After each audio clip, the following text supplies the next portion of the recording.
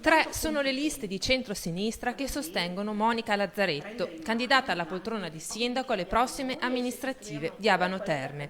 E sono il Partito Democratico, la lista Cittadini per il Cambiamento e la lista Monica Lazzaretto Sindaco. Mi sono candidata perché voglio riproporre ad Abano di tornare a fare comunità, di migliorare la qualità delle relazioni che devono essere sempre comunque rispettose e di rilanciare la partecipazione perché ormai la città non sa più che cosa si sta facendo a Palazzo. Credo che riaprire i tavoli, riaprire i comitati, riaprire degli spazi per poterci incontrare e decidere insieme con l'amministrazione che cosa fare di questa città sia uno degli obiettivi. L'obiettivo è rimettere mano alla città, convincere gli aponensi a prendere parte alle scelte, alle decisioni importanti che li toccano da vicino.